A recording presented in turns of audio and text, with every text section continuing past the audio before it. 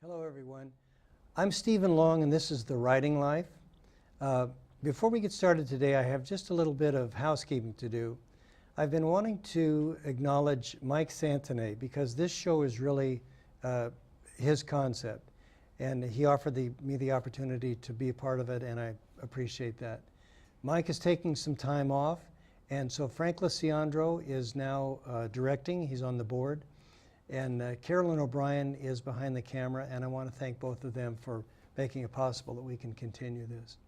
So my guest today is Ellie Gunn, and Ellie is a well-known figure in town, peace activist, gardener, author, former midwife, yeah. I guess, so Yeah. all of that. And Ellie, welcome. It's so nice to have you. Thank you. Appreciate. Yeah. So a couple of years ago, you wrote One Handful of Earth, which I'm familiar with. Terrific book. I like that. Can you tell us a little bit about how you came to write this book? That book? Yeah. I was going to Scotland for the first time, finally, in 2003. And I was trying to imagine what I could take away from that trip besides just memories and pictures. Mm-hmm. And I had been thinking about writing a novel since I was 10 or so. And I thought, wow, I could write a novel. It could take place in Scotland. And so while I'm there, why don't I look around and do some research and try and figure out what might happen in this novel. Sure. So then I came home and started writing. And it was about the main characters that I kept. But at a certain point, I read about the Highland Clearances. And I was a struggle to keep writing a novel without a very direct purpose that was meaningful and inspiring to me. And once I read the Highland Clearances books, That was it. that was Yeah. it. I thought, okay, this is where it has to be set.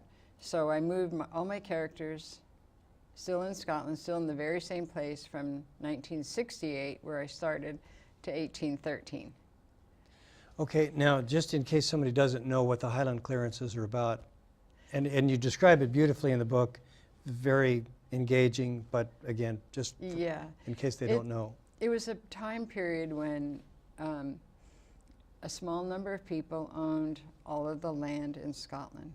And most of them were earls, dukes, counts and countesses. Mm-hmm. And the declining revenue from any kind of farming that was done there was not paying basically for their wealthy aristocratic lifestyle.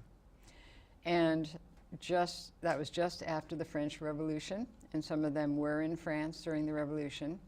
Some of the aristocrats. The aristocrats from Right. Scotland, in fact, from this very area where my book takes place, were there and were arrested and thought they were going to be taken away and hung. But they left. They were released on diplomatic immunity, came back to Scotland, and told everybody, we got to get rid of all these troublemakers on these straths.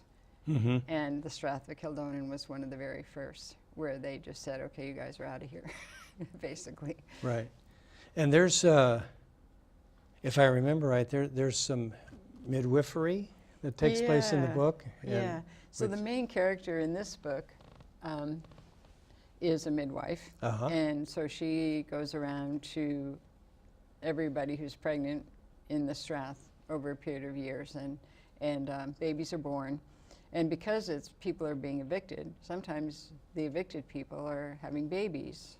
And so I used two scenes from my own experience as a home birth midwife in very rural areas, and put those folks, made up the people, but put them in Scotland. Okay. And had some of the scenes, the things that happened. I'm going to change directions Sure. a little bit. Writing is very important to me. I've done both writing and studied writing and read and so on. And you just come across such a variety of styles and really skill levels. You write like a writer. You write like somebody who has written a long time and knows what they're doing, and Thanks. and it's very good. What's your writing background? Have you done this sort of thing before?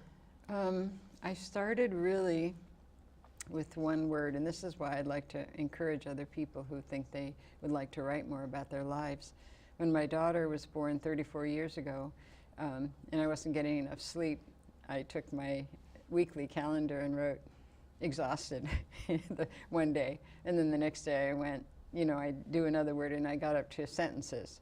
And then I just started writing paragraphs, and then I wrote short stories, and then I kept a journal for years and years and years, for 34 years, until pretty much I took some of my life experiences that I had written down and turned them into events in both these books. Okay. And I think, again, I think about voice, point of view, and so on. But quality in writing is subjective, but there are certainly things that are financially successful that I think most people would agree are poorly written.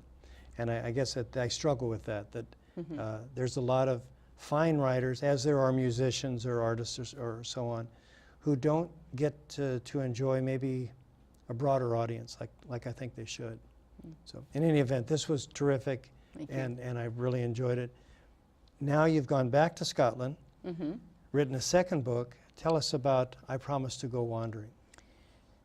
So the first book ends with everybody on the side of the cliff because they've been evicted, they're homeless, they have no food, they have no shelter. And I sold 700 copies of that book. And so I got a lot of fan mail, and everybody said, we can't wait to find out what happens to all these people that we are now attached to. Sure. And so I figured, okay, I got to go back to Scotland to find out what happened to them, because I didn't really know. And so in 2013, I went for 10 weeks and pretty much lived in Scotland, which was my dream. And while I was there, I asked a lot of questions, I read a lot of books, I spent a lot of time in a particular museum where the first book takes place, Helmsdale. Okay. And I was a writer in residence, which was really fun. And I did workshops for people. Oh, you did? Okay. Yeah. And then I helped with a festival. And the festival marked the 200th year since the Highland Clearances, when a particular group of people went on a boat called the Prince of Wales to Canada. So the people at the museum invited the descendants who were still in touch with them from Canada, from Winnipeg, Canada, to come to Helmsdale, Scotland for this festival. Okay. And so I was there for all of that, and I was there before it started. So I started out right away welcoming people. Oh, you just arrived from Winnipeg. Let me show you the cafe where you can get soup, and here's where you can stay, and the hostel's this, and the beer's there. And you know, I became kind of a tour guide, even though it's an American. Yeah, sure. Yeah, for new arrivals.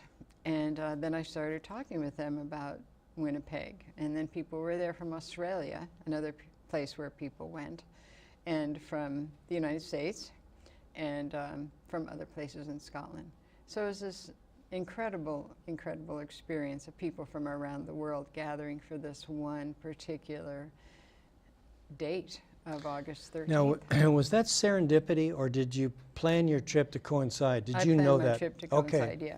And had you made contacts ahead of time, or did you just show up? I had made contact ahead of time with the museum, but nobody ever answered my email. Really? I said I'd come and volunteer and help, and I sent a copy of my first book. But they were pretty overwhelmed and with the event, short-staffed, and all the things they were doing. And I would follow their website, so that's how I knew it was happening. And so as soon as I got there, I met people who needed help. And as soon as they said, I can help do that, they were like, okay, here, take this, do that. Yeah. So that's how I got totally immersed in the whole process. That sounds wonderful. Now you are, is this the right term, Scots? Or Scottish? Well, I'm Scottish. Scottish, yeah. okay. I'm not a Scot because I don't live there. Okay. But I have Scottish ancestry from my grandparents. That's the closest. And they are the Gunns? Yeah, my grandfather. Okay. Yeah, and my grandmother was a McLennan. I'm sorry, McClellan. No, wait. A mix somebody. Yeah, Yeah. McLennan. And you're wearing a scarf. Is Yeah. that a gun tartan? This is a gun tartan, and this is the one that's on the cover of my book, Okay. which this is called the ancient tartan because the colors are faded. Vegetable dyes, washed and wrung out, faded from what was decided upon in probably 1840 when they decided to have official tartans for every clan, partly to identify people. And then the darker one became what everybody started wearing. Okay. Or maybe they didn't wear it, but that's what they sold I to assumed that they were older than that in mid-1800s. So that's when it was That's when, codified, or? yeah, when the government, basically the king of England, said, let's figure out who these people are by what color kilt they're wearing, or scarf. Oh, or that's shirt. interesting. Yeah, So was that an imposition? I wonder how they took that. it was. Yeah, and I thought it was the other way around. I thought it No. was a source of pride. well, it is a source of pride, but Now. now, and when it was this one, it was, yes. And it's mixed. If you go to Scotland and you see people, say, in a pipe band, everybody in the pipe band will have, if it's men and women both, will have a kilt or a skirt on with their clan's plaid. Mm-hmm. So it's kept up as a tradition, partly to keep traditions alive, partly for the tourists, partly to be able to say, okay, you all stand over there, you're this clan's pipe band, or someone else. Well, I think they're beautiful. Before we run out of time, and we're getting close here, I know you brought some things. Could you show us a couple of the items you brought home? Sure.